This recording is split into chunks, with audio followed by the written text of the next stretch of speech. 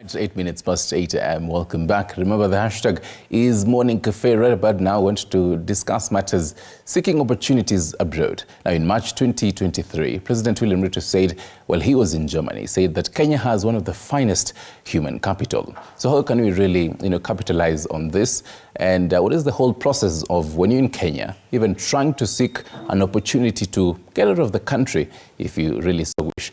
We'll be having this discussion with Bob Mwiti, who's the director of Kenya Airlift Program, right with me in studio.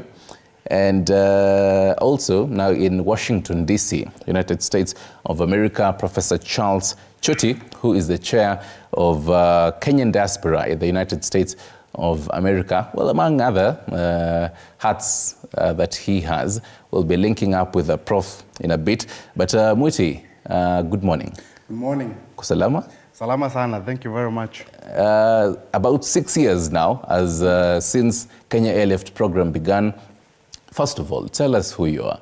And 6 years down the line, how is the whole process of seeking opportunities abroad, even for the young learners you really help? Asante sana. So my name is Bob Mwiti, and I'm one of the directors of the Kenya Airlift Program. I started the program in 2018, having myself gone to the US as a student. And I went to the US in 2009. I was there to do my master's. Then later on, I graduated and got an opportunity to work there as a senior systems analyst. I used to implement a system called Oracle for a Fortune 500 company. And then after that, I figured out that there was a lot of challenges for so many Kenyans who love to go and study in the US, mostly to do with financing. That process of going and studying in the US actually cost a lot of money, on average maybe around 5 million. And of course, even the process itself, with visas and once you get to the other side, settling down and someone who can support you. That's why I formed the program. And sorry to cut you short, how was it for you now? When you're preparing now to travel, the whole process of visa, passport. I mean, you talk to Kenyans right now, they tell you, my goodness, it's a headache. Even trying to get all this, together. You apply this year, October, and you get a call the next year. Actually, yes, it's quite challenging, especially getting visa slots at the moment. Even those days, for me, actually, it took me quite a long time, actually years, because I was denied visa 4 times before I got there. Right. That was my 5th attempt for a visa. And this is something that a lot of actually Kenyans go through. You find you go to the embassy, you get denied visa the first time, second time. You get people getting denied so many times. And sometimes, if you don't have the patience, then of course you may not even be able to relocate, because also, it takes a lot of patience, because, sometimes when you go to that embassy and you get denied, you feel like, you leave it alone for that. Hey, and of course, also it's also costly. Going for the visa actually does it. It costs, like right now, it's about almost 30,000 for the US. Yeah, and you can see if you get denied so many times, you just give up because you're spending so much time trying to get that visa. So it's a very long process, and even for me myself, it took quite a long time. Right. Mwiti, hold that thought. I want us now, cross over to United States of America in Washington, D.C.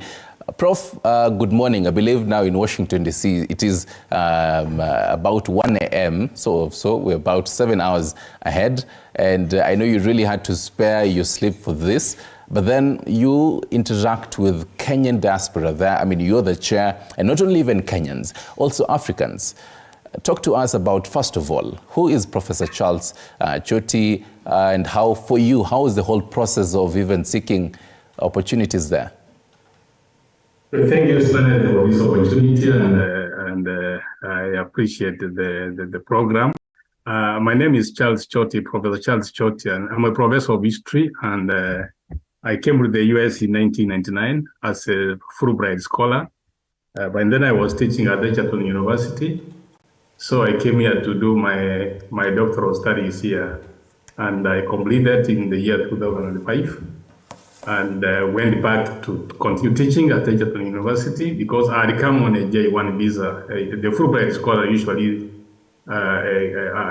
allows for J1 visa holders, and when you have a J1 visa, just like an exchange program. You come here, you get your studies, and you must go back and serve your country. So it's an American scholarship. So I came here, but it brought me to the US with my family. And by the time I was completing my studies, my young kids were now right entrenched in the American educational system. And it was very difficult for me to, again, uproot them from America and take them back to Kenya. So when the time came for me to go back, I went back to Kenya. I left my family behind. And by that time, I did my studies at Atlanta, Georgia. But by that time, and also when I was leaving America for Kenya, I moved to Washington, D.C. because my wife was admitted to University of Maryland, which is almost in Washington, D.C. And then I came back to Egerton. I taught there for about 2 years. I made the requirement. When you have a J visa outside the Kenya, you go back to serve your country. At least you work back home for about 2 years. Then you can come back again to do whatever you want to do. So I came back again in the year 2008, and I got a teaching appointment with my former alumni, my former university. And I have since then been teaching in several, I've taught quite a number of colleges in America. At some point, I even came back to Kenya. I taught at Mount Kenya University between the year 2013 and 2018.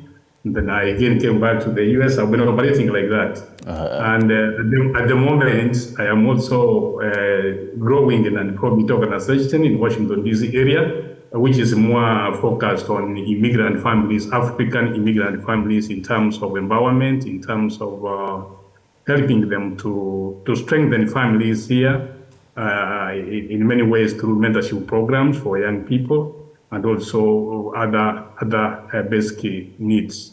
That's what I do at the moment.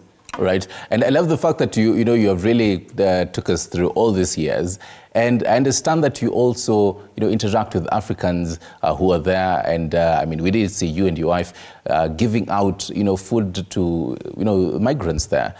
Talk to us about how it even feels to when you're in Washington D.C. when you're seeing a fellow Kenyan there. For you, how does that feel? It is quite, outside real life can be very challenging. Sometimes people in Africa do not understand exactly what life is like in America. For instance, somebody like me and my family who live in Washington, D.C., we interact with so many people, immigrants from Kenya, from East Africa, from the entire continent. Some of them come here as refugees from political instability in their countries, like these countries like Somalia, countries like the Congo, the Democratic Republic of Congo, and many other countries. So these people are settled in these regions, and we came up with this idea of trying to help our people because, especially when coronavirus came in, most of our people lost jobs. Suddenly, all of a sudden, people became jobless. And some families found it very difficult to put food on the table.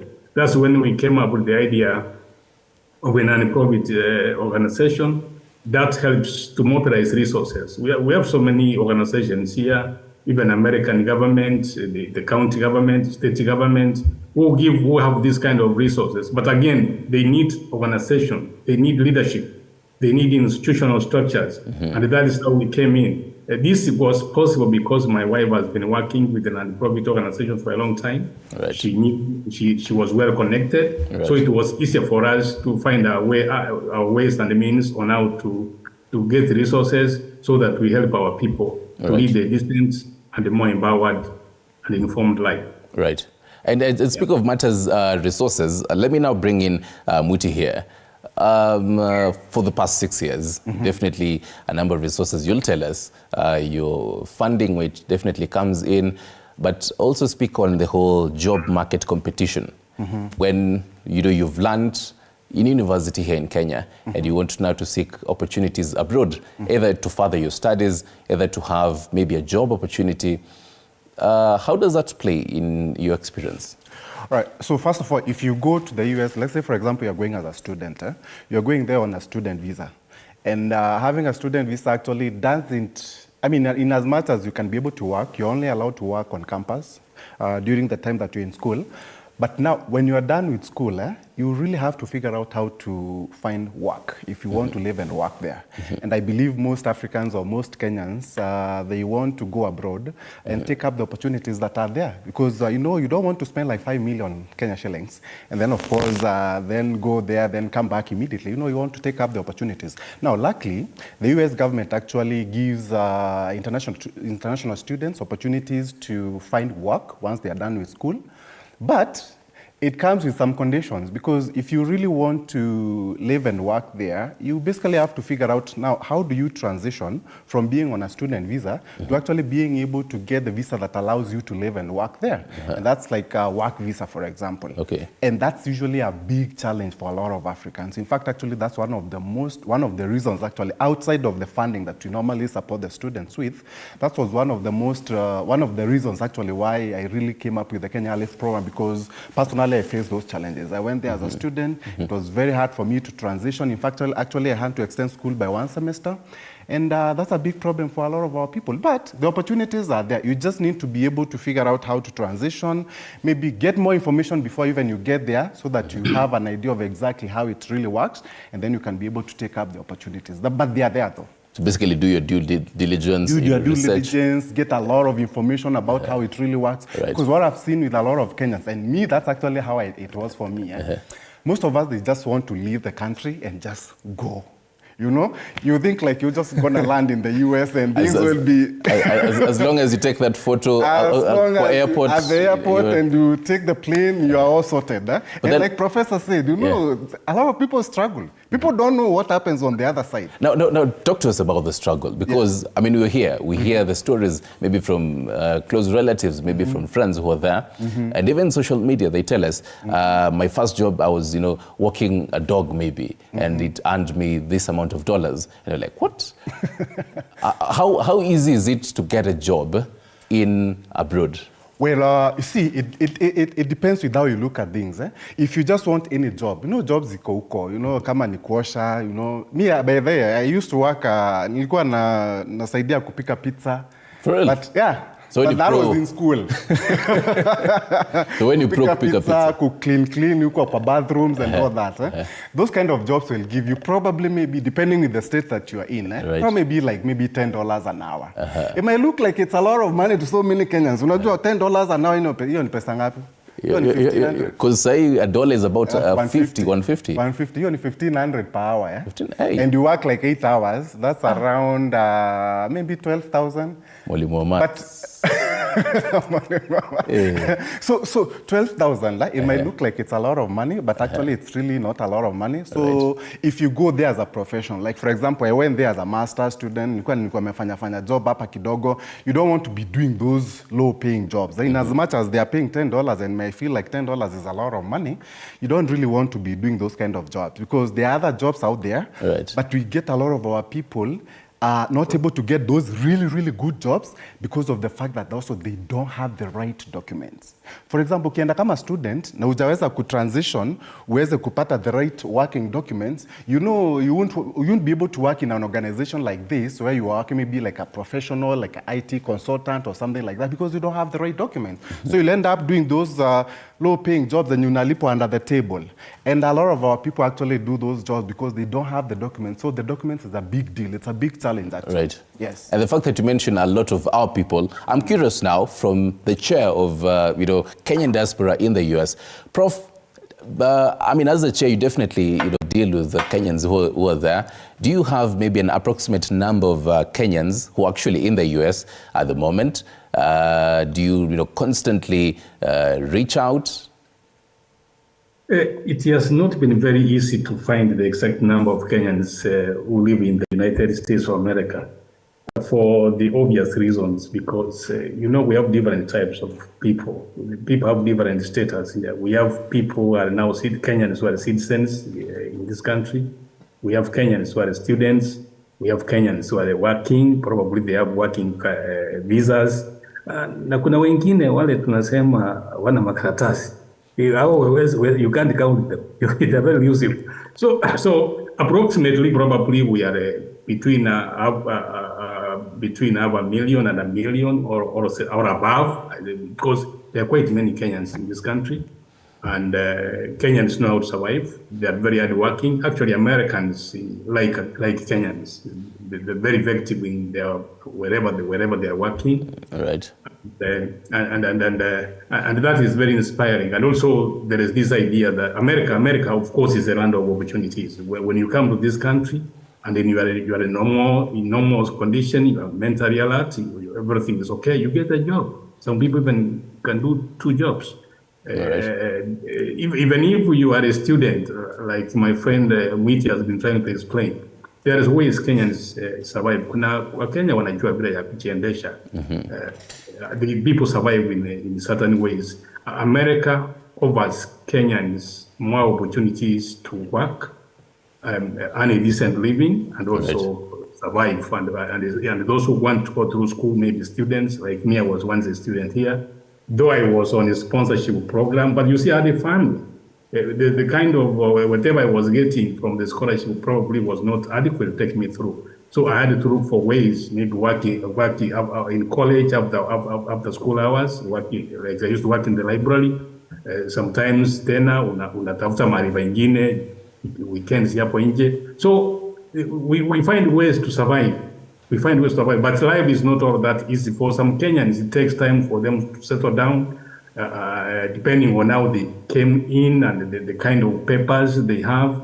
And they need the support from other Kenyans. And that's why I said, like me and my family, we have come in with a non-profit, which is just focusing on African immigrants, and the Kenyans are our priority, actually, especially East African people. So that is what we do to support each other. Right. But the exact number of Kenyans is not easy to get the exact number, but they're quite a number. Kenya is one of the most, from Africa, Kenya is one of the top leading countries with many people in this country. And actually, Prof, on that, we did see early this year, you did meet President William Ruto when he came to the United States of America, and you actually gave a speech there. Tell us, how was it meeting the head of state? What did you two they talk about? I'm pretty sure the two of you had a whole side chat. What did you talk about, even in matters, diaspora policies? Okay, I supported the president during the campaign, actually. So I've been a supporter of the president, and I'd even met him when he came here earlier as a candidate, as a presidential candidate, because I'm the chair of the UDA party in the DMV region. This region in the eastern of US here, I'm the chairman.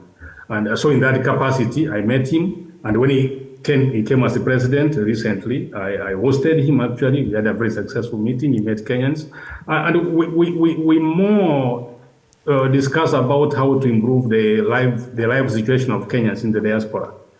People think that when you are in this country, everything is okay. No, it's not. We need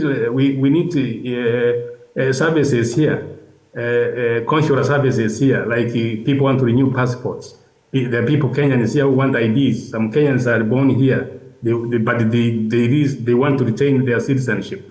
So we want those services closer to the people. We have only one embassy in Washington, D.C., Kenyan embassy in Washington, D.C., and we have consulate offices. We have one in New York and one in California. But America is huge. America is huge. We have Kenyans in Minnesota. We have Kenyans in Washington, Seattle.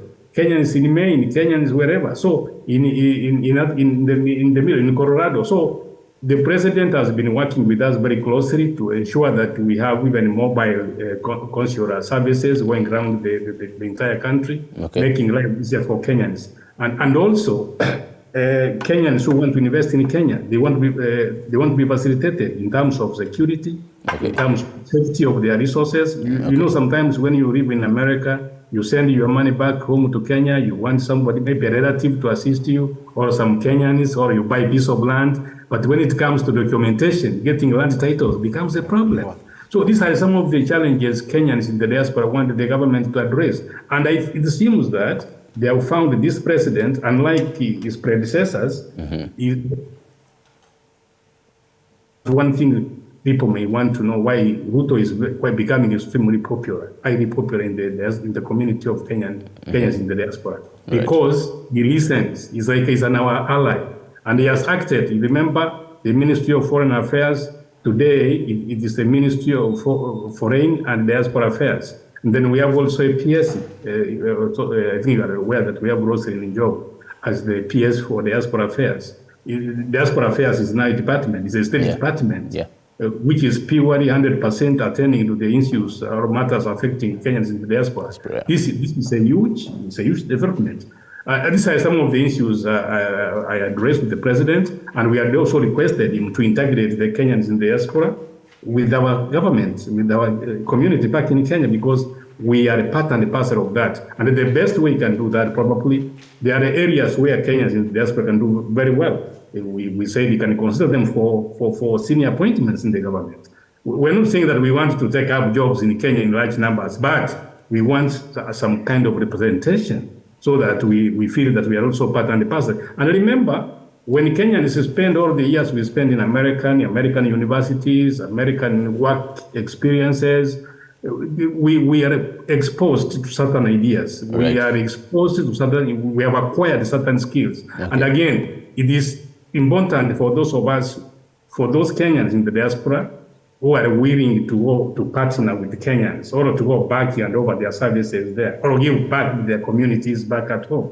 Right. The government should make it easier so that we are not seen as aliens when we are Kenyans. Kenyans are always Kenyans. And let me tell you one thing most people do not know. Okay. Once you get out of Kenya and you are out of Kenya, you are out here where we are right now, where I am. Okay. That is when you realize the importance of your country. Actually, you become more patriotic than even those who are in the country, because people back there, they take Kenya for granted. But once you are in a foreign country, sometimes you are discriminated against, sometimes you are denied certain opportunities because you are a Kenyan, you are an African, you look different, maybe a black person. That is when you come to realize that when you are in your own country is important. We can go all over the world, but at the end of the day, some of us, we have still put something in Nairobi.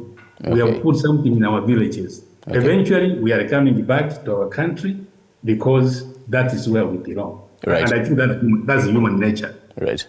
And those are some of the issues I share with the president whenever I get an opportunity. Okay. And actually, speaking of coming back home, I'm reminded, by the way, that even as a Kenyan, always having this wristband, the Kenyan wristband. Uko kwa ndege and you raise your hand, and people are like, you're fellow Kenyan. Prof, allow me to also interact with Mwiti on this. And the whole process of now seeking opportunities abroad. I mean, you're in Kenya, but then again, matters visas, matters a whole passports are always a whole big issue for us here. Visa, of course, visa is the big elephant in the room, but still also, going and studying there, it's quite a challenge for a lot of Kenyans. Not many Kenyans are making a lot of money here. And, averagely, let's say, for example, like I went to do a master's program. To really get that kind of money for you to pursue a master's program, about 5 million. How many Kenyans can afford that? Too many. Right, now on that, even a follow-up on that. Earlier in March, President William Ruto said that Kenya has one of the finest human capital, and we should really leverage on that, and exporting our human capital. Do you agree that we have the finest capital, human capital? We do have, but also sometimes I also feel like maybe the government also need to lobby enough to the let's say, for example, even to the US, to show them that we have the capital and we are valuable, because sometimes you find that I see a lot of really bright Kenyans getting denied visas at the US Embassy here in Nairobi. And these are students who are funded. These are really bright students. For example, even like in our Kenya Lift program, we normally take students who are going to do tech, tech programs. These are STEM, science, technology, engineering, mathematics. These are really, really good students. And sometimes also you find that some of these students, they get denied visas. And most of the time I feel like it's because to some extent, the US, they don't really see the value that some of these really bright Kenyan students have to them. And that's why sometimes they end up getting denied visas. But if you look and compare with, let's say, for example, like Indians Indians, for example, for the last 1 year, India sent around 50,000 students to the US. 50,000. Okay. Of course, India is big, but still, those are huge numbers. Yeah. Kenya here, we barely send, I think, over 5,000 students to the US. And yet we have really good, really bright students, mostly because some of them get denied visas. I think the government needs to lobby a little bit more. Now I'm curious, how many students as your program? We'll take a short break. Hold that thought, hold that question. We'll be right back after this break. Remember, our question of the day for you is, what is your take on the whole process of seeking opportunities abroad? What is your take on the whole process of taking opportunities abroad? We will be right back after this break.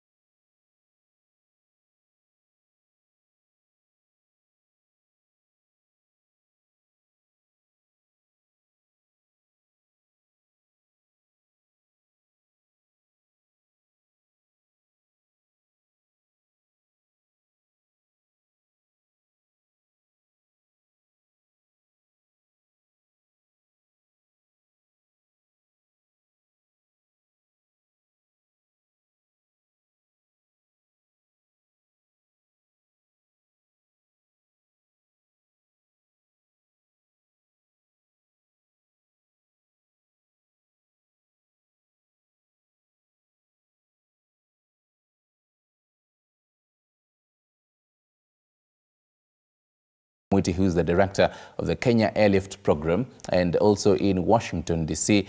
Is Professor Charles Choti. He's the chairman of Kenyan diaspora in the USA. Before we took a short break, Bob was telling me about the whole airlift program and the whole bottlenecks of visas, naninis of Tuzote. Yeah. But then I'm curious. Right now, 2,000 plus currently enrolled in the program. Yes. Since you began in 2018, how many students have benefited? Yeah, as you said, we have about 2,000 students who are currently enrolled into the program, but those who are currently in the US, we are on countdown to 300 students. This August, we just got around 90 students who got visas. So in the process, a lot of them have been traveling for the last 2-3 weeks until end of this month for them. Why the whole, if you're having 2,000 who enrolled, why is it that now... The numbers are not closer. Because it takes a long time for you actually to relocate. You don't get into the program today and then travel maybe even next month. Actually, on average in our program, at least a year. At least a year. The reason is because... So that's the shortest time you'd expect? Yeah. That's the shortest time within the program because there are some exams that you have to take. For example, if you are going for... the Kenya Airlift program, we take mostly master's students. And for you to go and pursue a master's program, you have to either take a GMAT or GRE exam, depending on the course that you are going to study. Okay. And that exam actually takes time for you to study for it. On average, about 3 or 4 months. Some students even take longer. Yeah, so, and then once you're done with that exam, now the process of applying to schools also takes time. On average, a school will respond to your application within a month. And then once now that is done, because also part of what we do in the Kenya Lift program, we finance the students. So that process of getting the financing also takes time. Takes like a month on average. And then now, once you get the financing, then the financing has to be certified by the school, which also takes time. Then after that, then now you have now to start the process of looking for a visa. Visas, to get visa dates, it's quite a challenge at the moment because of the fact that, you know, there was COVID a few years ago, and there was a lot of applications that were piling, so they are really trying to sort that problem. So getting those visa dates is a problem also, so it takes time as well. And then after that, then now you start the whole process of, you know, getting the tickets and all that. So on average, about a year. So in fact, actually, even though we started in late 2018, when we started the program, our first student went in 2020. 2 years later? Almost 2 years, because of course, those early days, you know, there's a lot of things that you were figuring out, you know. Yeah, 2020, and of course, COVID came in. So around 1 year, actually, there's no student that we took to the US. And then later on now, the program started picking up in 2021. If it's 1 year that it takes to go to the US, yes, and you know, benefit from this program in there, your preferred time, what will it be? Well, actually, we enroll students on a continuous basis. But on the other side, the US schools usually admit students in, mostly it's in fall, which is August, and January. Although there are some universities that admit students in May, but very few of them, but mostly August and January. Right. So if, for example, if you want to go in August next year, you better be in the program now, because that will give you enough time to start preparing for those exams and school applications and those things, right, so that now you can be able to relocate in August of next year. Okay. Yeah, so it's a process that takes time. Mostly what I normally tell students is just to be patient, just follow the process, because you can't really just wake up and decide to go to the US the following month. So ukiandikia to status, this is August, ukiandikia to status, I'm going to the US, you have to wait a whole year.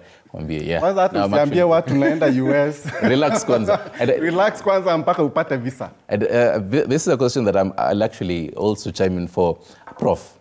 The whole language barriers and the whole proficiency. I mean, for us going to the US, we definitely speak English. US will obviously speak English. Yeah. So, but then now, I as Stanley, I am applying to go to Germany, for example. I understand there are exams that I'd take for the German proficiency. What is the necessity of these exams, really? I mean, we live in a technological world. If I'm going to attend a class, I can wear the gadgets. Why would I need to take a German? For you. Yes. Why would I need to take a German test before I travel out of the country? I really don't also understand, because especially even, for example, for the US, you find a lot of universities. I don't know whether the university that the professor teaches also requires us Kenyans to... He'll tell us that. He'll tell us, But I find a few of them, not a few actually, quite a number of them actually asking for English proficiency, which actually most of the time actually what we do even in the Kenya Lift program is we normally request the universities to waive that requirement for Kenyans, for students who are coming through the program, because we can speak English. I mean, I've been speaking English since I don't know how old, you know.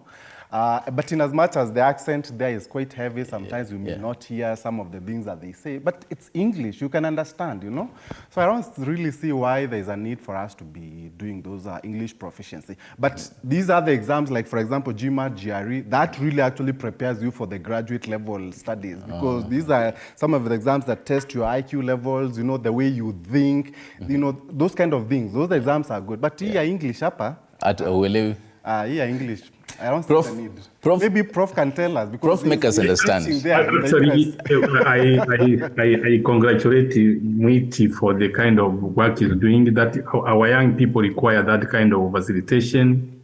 They require that information. They require the guidance. And I think Mwiti continue doing that, and they will possibly expand your services and let many young people know that seeking opportunities abroad is becoming like a right. Is not something that is a privilege, it's a right, because because globalization has made the world to be a shared village.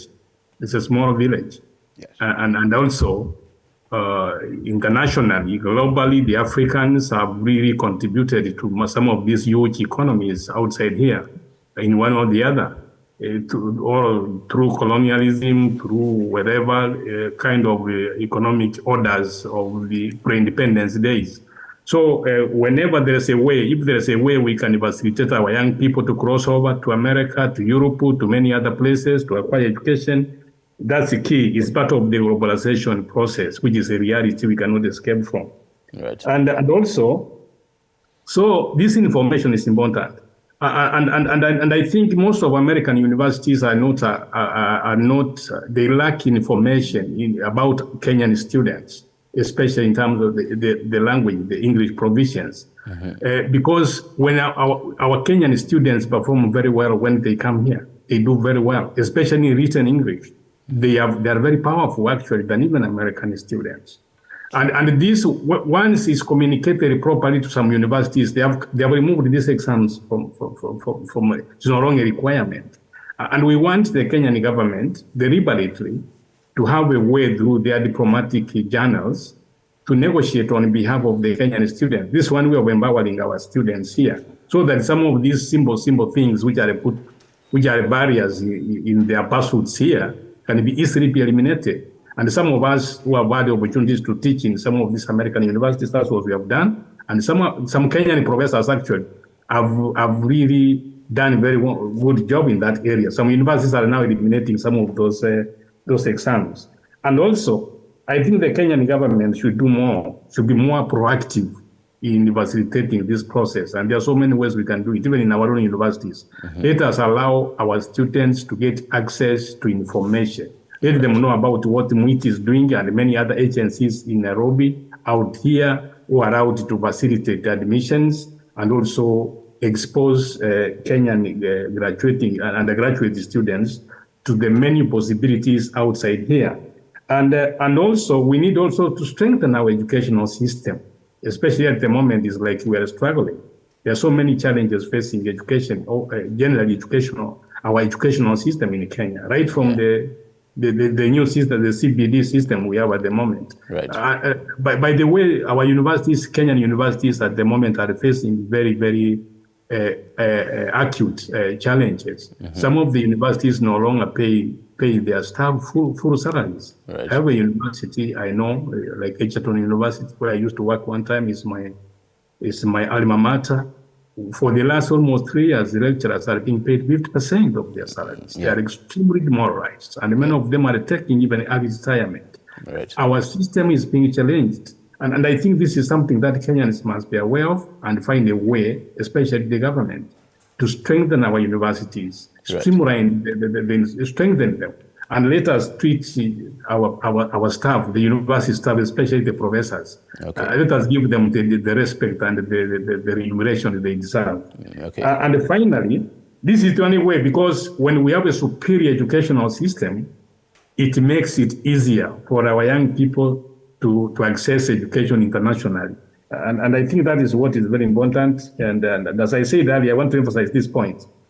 Seeking opportunities abroad is not a privilege, it's more of a right, because the global economy is becoming extremely integrated and to the detriment of African economies. And I think you are aware how our economies are now struggling in Kenya, yes. and the movement is on the increase.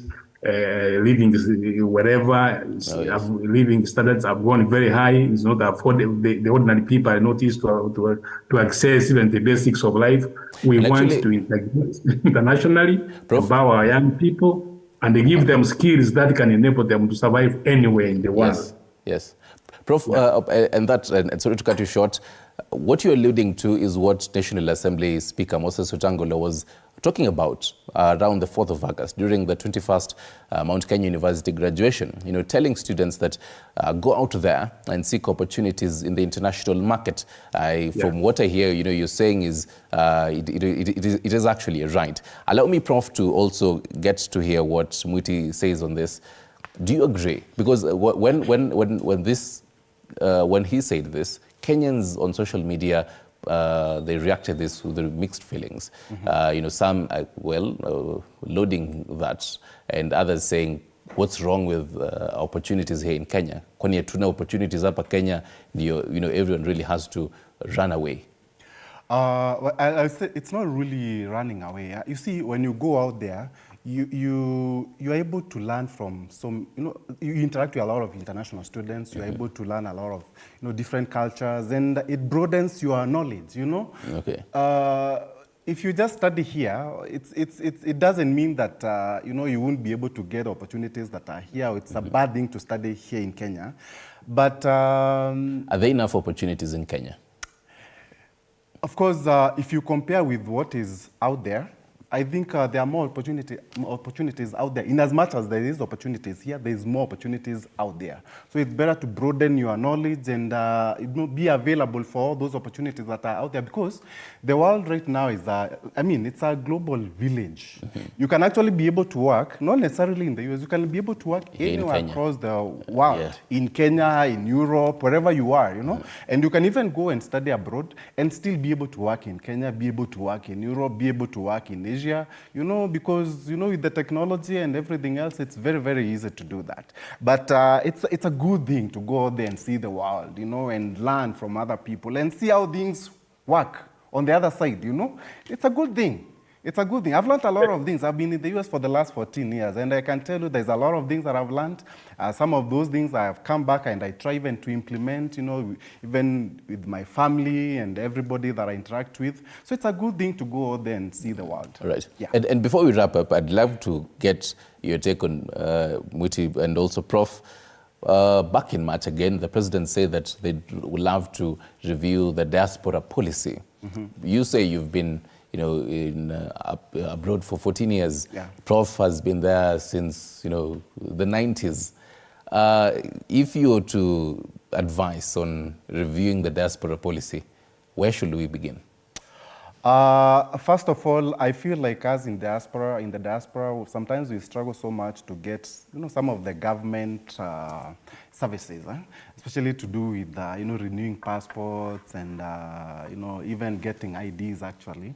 Because you only have one consulate in DC, and I think there is an office in Los Angeles, but the US is so huge. Yeah. It's like almost like Africa. So people who are like, for example, in Florida, I live in Florida, going to DC, it's, I have to take a flight, it's costly, and just to get, maybe my ID.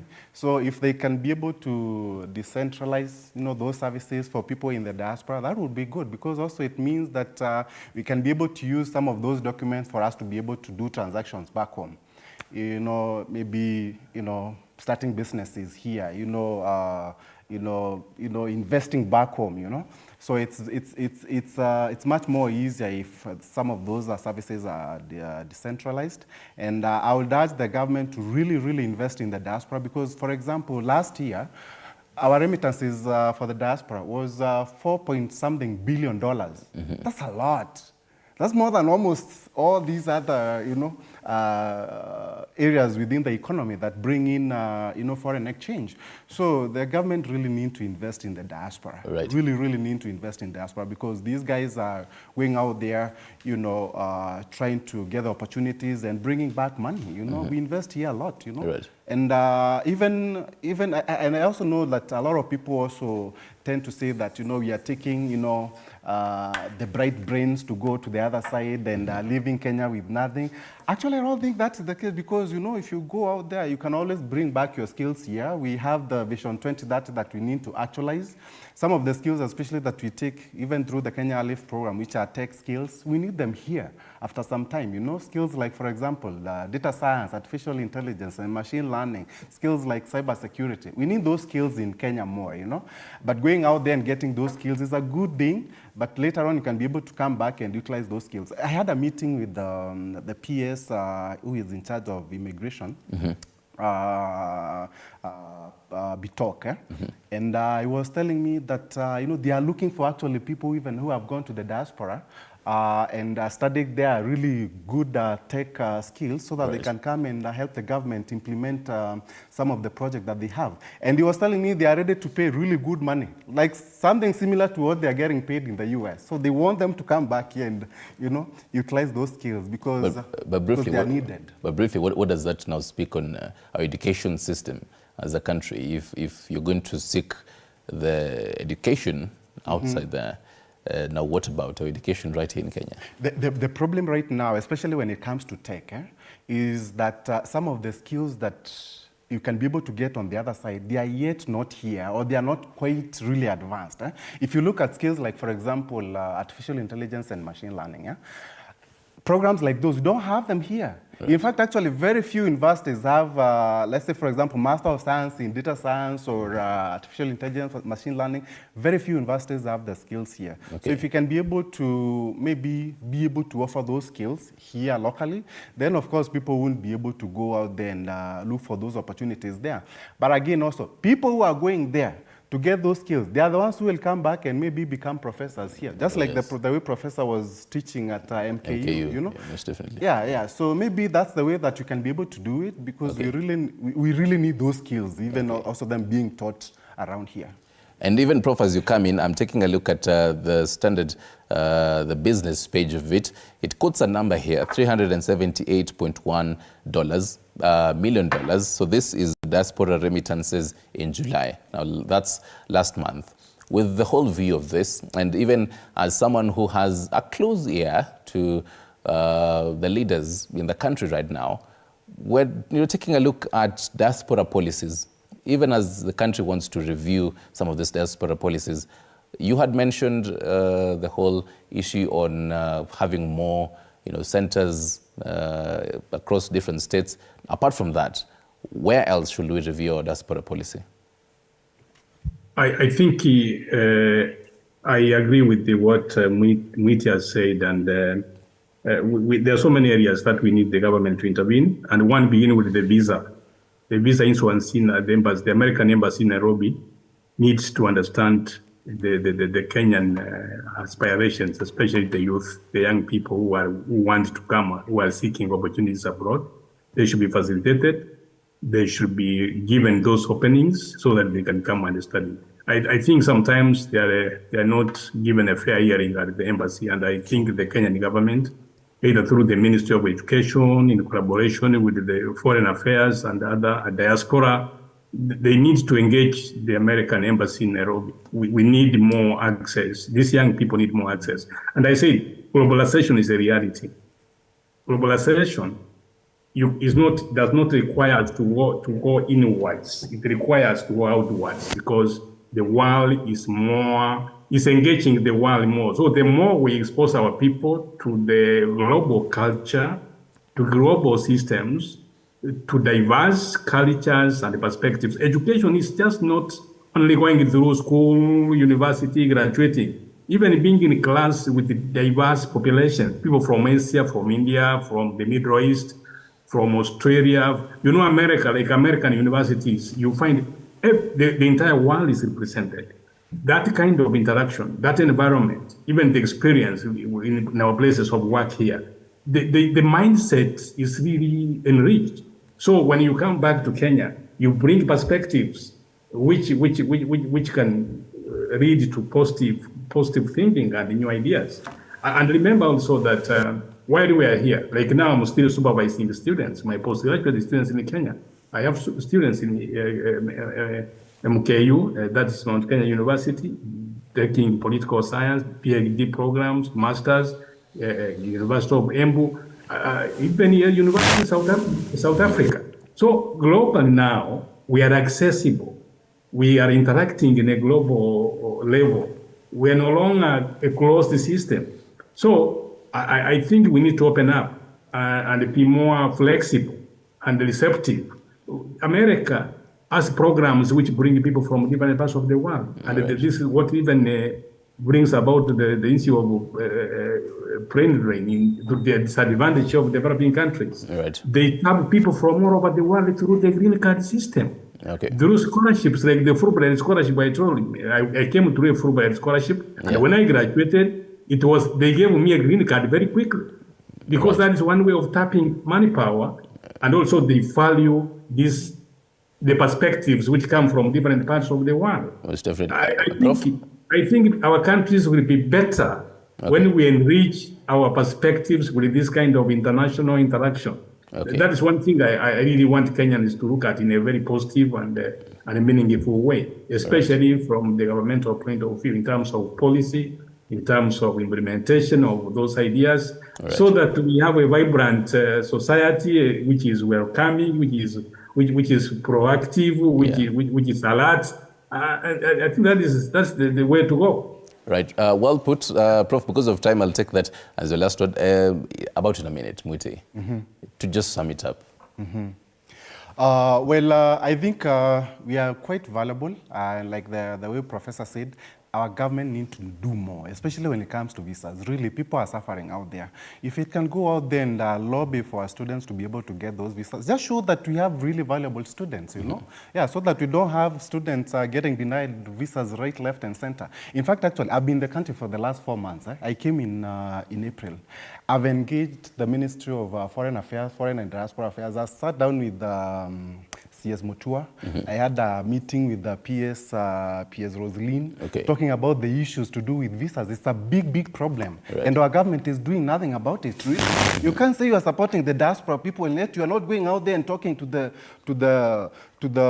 people at the embassy and telling them why they should be giving visas to Kenyans, you know? At the end of the day, we know that the US government is the one that has the prerogative of issuing visas, but if the government can put pressure on them and show the value of our students students should not be denied visas. Of course, we are not saying all the students should get visas, but at least those ones who deserve, they should be able to get visas, and our government needs to do more about that. Asante sana. Yes. Bob Mwiti, his director of Kenya Airlift Program, right in studio, and all the way in Washington, D.C., United States of America, Professor Charles Choti is the chair of Kenyan diaspora in USA. Asanteni sana, gentlemen. It is 1 a.m. in Washington.